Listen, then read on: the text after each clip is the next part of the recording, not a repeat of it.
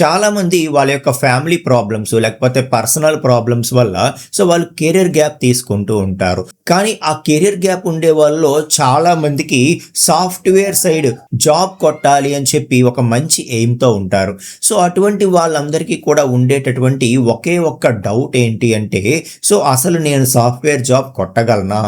ఈ ఏఐ ఎరాలో అసలు ఉన్న వాళ్ళకే జాబ్స్ పోతున్నాయని చెప్పి చెప్తూ ఉంటే, సో ఇటువంటి ఈ రోజుల్లో, ఈ ఆర్టిఫిషియల్ ఇంటెలిజెన్స్ రోజుల్లో నేను జాబ్ కొట్టే అవకాశం ఉందా? ఒకవేళ ఉంటే ఏ కోర్స్ నేర్చుకుంటే బెటరు? ఏ విధంగా ముందుకు వెళ్తే బెటరు అని చెప్పి సరైన గైడెన్స్ లేక చాలామంది ఆగిపోతూ ఉంటారు. అటువంటి వాళ్ళందరి కోసమే ఈ వీడియో అనమాట. సో ఖచ్చితంగా ఈ వీడియోలో నేను ఏ కోర్సెస్ ప్రిఫర్ చేస్తే బాగుంటుంది, ఏ విధంగా ట్రై చేస్తే బాగుంటుంది, ఏ విధంగా ముందుకు వెళ్తే బాగుంటుంది అని చెప్పి పర్ఫెక్ట్ గైడెన్స్ అనేది ఈ వీడియోలో, అది కూడా జెన్యూన్ గైడెన్స్ అనేది ఇస్తాను. సో చాలామంది కెరియర్ గ్యాప్ ఉండి ఎవరైతే స్ట్రాంగ్ ఎయిమ్తో ఉంటారో, ఎట్టి పరిస్థితుల్లో నాకు సరైన గైడెన్స్ ఉంటే నేను జాబ్ కొడతాను అనేటటువంటి ఎయిమ్తో ఎవరైతే ఉంటారో అటువంటి వాళ్ళందరికీ కూడా ఇది ఒక బెస్ట్ గైడెన్స్ వీడియో అవుతుందన్నమాట. ఫస్ట్ ఒకటైతే ఫ్రాంక్గా మనం మాట్లాడాలి, గ్యాప్ ఉంది కదా అని చెప్పి జాబ్ రాదు అనేది అస్సలు నిజం కాదు.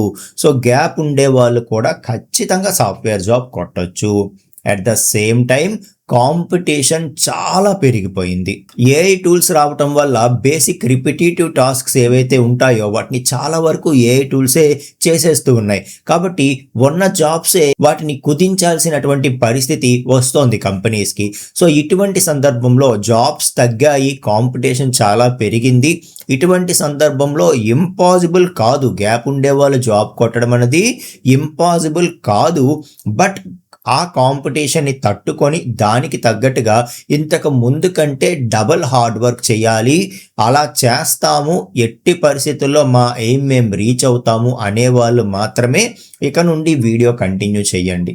జనరల్గా కెరీర్ గ్యాప్ ఉండే వాళ్ళకి ఉండేటటువంటి డౌట్స్ ఏంటి అంటే మైండ్లో, నాకు ఇంత గ్యాప్ ఉంది కాబట్టి నన్ను రిజెక్ట్ చేసేస్తారా, లేకపోతే నాకు ఇంత ఏజ్ ఉంది కాబట్టి ఈ ఏజ్కి మరి ఇంకా నాకు జాబ్ రాదా సాఫ్ట్వేర్ ఫీల్డ్లో, లేదంటే ఇప్పుడు ఉండేటటువంటి ఆ ఫాస్ట్ యుగం ఎవరైతే ఫ్రెషర్స్ ఉన్నారో వాళ్ళతో నేను పోటీ పడగలనా, ఈ ఏ ఎరాలో నాకు జాబ్ వచ్చే అవకాశం ఉందా, ఏ కోర్స్ చేస్తే ఫాస్ట్గా జాబ్ వస్తుంది, ఈ డౌట్స్ అన్నీ కూడా కెరీర్ గ్యాప్ ఉండే వాళ్ళ మైండ్ లో తిరుగుతుండేటటువంటి డౌట్స్ అన్నమాట. ఒకటైతే నిజం ఏంటంటే, గ్యాప్ ఉందనో ఏజ్ ఎక్కువైపోయిందనో ఎవరు కూడా ఒక మంచి స్కిల్ ఉండేటటువంటి క్యాండిడేట్ని రిజెక్ట్ చేసుకోరు. ఓకే, సో అందులోనూ కంపెనీస్ ఎలా ఆలోచిస్తాయంటే, సో ఎవరైతే కెరీర్ గ్యాప్ ఉన్నారో వాళ్ళు మళ్ళీ తిరిగి స్టార్ట్ చేస్తున్నారు కాబట్టి సో వాళ్ళకి ఫ్రెషర్స్ ఇచ్చే శాలరీతోనే మనకి మంచి స్కిల్డ్ పర్సన్ దొరికిపోతున్నారు అంటే చాలా కంపెనీస్ తీసుకోవడానికి ముందుకు వస్తాయి. అయితే మనం ఏదైతే మన కెరియర్ గ్యాప్ ఉందో దాన్ని కెరియర్ గ్యాప్ లాగా కాకుండా ఆ టైంలో మనం టైం వేస్ట్ చేయకుండా ఆ టైంలో కూడా మనం ఏదో స్కిల్ నేర్చుకున్నాము, ఏదో వర్క్ చేసాము అని చెప్పి మనం అక్కడ ప్రూవ్ చేసుకోవాల్సి ఉంటుందన్నమాట. సో అది కూడా ఎలా చేయాలి, ఏం చేయాలి అన్నది నేను మాట్లాడతాను. కాకపోతే సో ఎప్పుడూ కూడా గ్యాప్ ఉన్నా కూడా నాకు పర్సనల్ రీజన్స్, ఫ్యామిలీ రీజన్స్ వల్ల నాకు గ్యాప్ వచ్చినా కూడా సో నేను ఆ గ్యాప్ని కరెక్ట్గా యూటిలైజ్ చేసుకున్నాను, నా ఎయిమ్ని నేను ఎప్పుడూ వదిలేయలేదు, నా కెరియర్ బ్రేక్ ఎప్పుడు నేను తీసుకోలేదు అని చెప్పి మనం అక్కడ చెప్పాల్సి ఉంటుంది.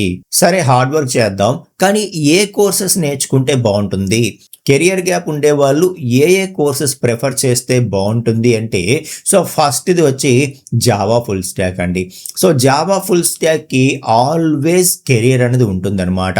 సో ఈ ఎంటర్ప్రైజ్ అప్లికేషన్స్ ఏవైతే బ్యాంకింగ్ రిలేటెడ్, ఫైనాన్స్ రిలేటెడ్ ఇవన్నీ ఉంటాయో వీటికి ఎప్పటికీ కూడా డిమాండ్ అనేది ఉంటుంది. And maximum enterprise level applications అన్నీ కూడా డెవలప్ చేయాలంటే ఈ రోజుకి కూడా నెంబర్ 1 చాయిస్ వచ్చి జావానే.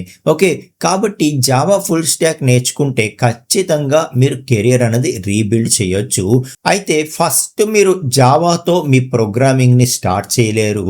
మీరు బేసిక్ పైథాన్ ప్రోగ్రామింగ్ కానీ లేకపోతే సి ప్రోగ్రామింగ్ కానీ ఫస్ట్ నేర్చుకొని ఆ తర్వాత మీరు జావాకి వస్తే సో మీరు చాలా బాగా నేర్చుకోగలుగుతారు. ఓకే. సో మరి సీనా పైథానా ఏం ప్రిఫర్ చేయాలి సార్ అంటే పైథాన్ ప్రిఫర్ చేయండి. ఎందుకంటే పైథాన్ స్కిల్ కూడా ఈ రోజుల్లో చాలా యాడెడ్ అడ్వాంటేజ్ అనమాట. సో పైథాన్ బాగా ర్యాపిడ్గా గ్రో అవుతుంది కదా, ఈ ఏఐకి సంబంధించి కానీ డేటా సైన్స్ కానీ డేటా అనలిటిక్స్ కానీ సో వీటన్నిటికీ కూడా మనకి డేటా రోల్స్ అన్నిటికీ కూడా పైథాన్ అన్నది చాలా ఇంపార్టెంట్ కాబట్టి సో మీరు పైథాన్ ప్రిఫర్ చేయండి. ఫస్ట్ బేసిక్ పైథాన్ ప్రోగ్రామింగ్ నేర్చుకొని ఆ తర్వాత మీరు జావా ఫుల్ స్టాక్ అయినా రావచ్చు అండ్ సెకండ్ ఆప్షన్ వచ్చి పైథాన్ ఫుల్ స్టాక్ అయినా నేర్చుకోవచ్చు.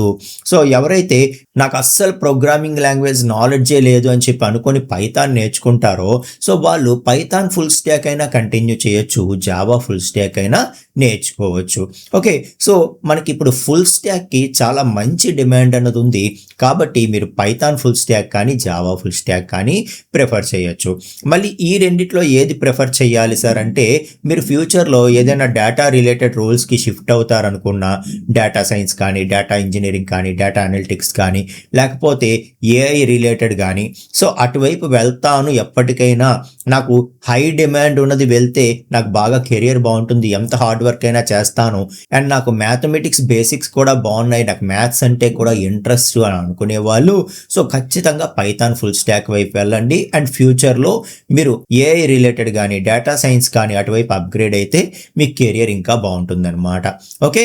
సో అటువంటి వాళ్ళందరూ పైథాన్ ఫుల్ స్టాక్కి వెళ్ళండి అండ్ రిమైనింగ్ పీపుల్ అందరూ కూడా మీరు జావా ఫుల్ స్టాక్ ప్రిఫర్ చేసుకుంటే బాగుంటుంది అని చెప్పి చెప్తున్నాను అనమాట.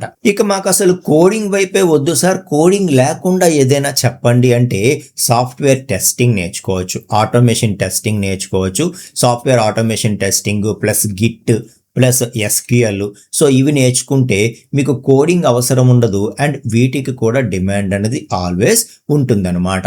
కాబట్టి సో మీరు ఎవరైతే నాకు కోడింగ్ సైడ్ వద్దు అనుకునే వాళ్ళు టెస్టింగ్ నేర్చుకోండి, automation testing plus SQL plus kit నేర్చుకోండి, మంచి డిమాండ్ ఉంటుంది.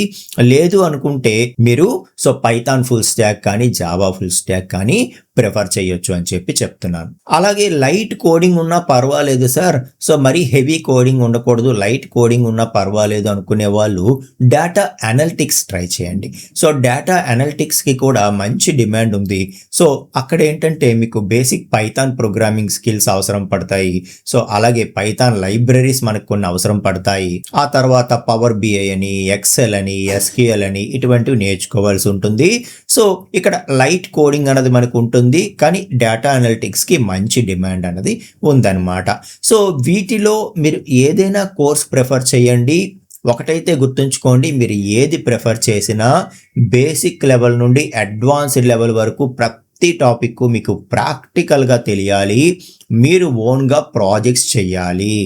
సో ప్రాజెక్ట్స్ చేశారా లేదా, డిప్లాయ్మెంట్ తెలుసా లేదా, గిట్ హబ్ వాడడం వచ్చా లేదా, సో ప్రొఫైల్ ఎంత స్ట్రాంగ్గా ఉంది, ఇవన్నీ కూడా ఈ రోజుల్లో మనకి జాబ్ రావాలా వద్దా అని చెప్పి డిసైడ్ చేసేటటువంటి ఫ్యాక్టర్స్ అన్నమాట. కాబట్టి మనం వీడియోని కంక్లూడ్ చేసే ముందు సో అసలు జాబ్ వచ్చే అవకాశం ఉందా లేదా అంటే 100% ఉంది. ఓకే. సో మరి గ్యాప్ టైంలో ఏం చేసాము అంటే ఇప్పుడు మనం ఏదైనా మంచి కోర్సు పర్ఫెక్ట్గా నేర్చుకొని ఆ గ్యాప్ టైంలో మనం ఇది నేర్చుకున్నాము, ఆ గ్యాప్ టైంలో మనం ఈ ప్రాజెక్ట్స్ చేసాము, మనం ఎక్కడ కెరియర్ బ్రేక్ తీసుకోలేదు అన్నట్టుగా మనం నిజంగానే నేర్చుకొని అవన్నీ ఆ టైంలో చేసినట్టుగా సో మనం చూపిస్తాము.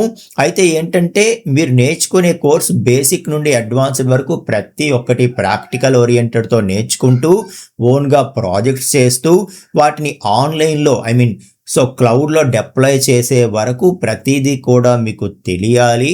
అంత లెవెల్లో మీరు కోర్స్ అనేది నేర్చుకోవాలి. సో అలా నేర్చుకుంటే ఖచ్చితంగా ఫ్యూచర్ అనేది ఉంది. ఏదో ఏఐ ఎరా వచ్చింది లేకపోతే ఇంకేదో కాంపిటీషన్ పెరిగిపోయింది కాబట్టి సో నాకు జాబ్ రాదు అని చెప్పి మీరు ఎక్కడా కూడా డిస్కరేజ్ అవ్వాల్సిన పని లేదు.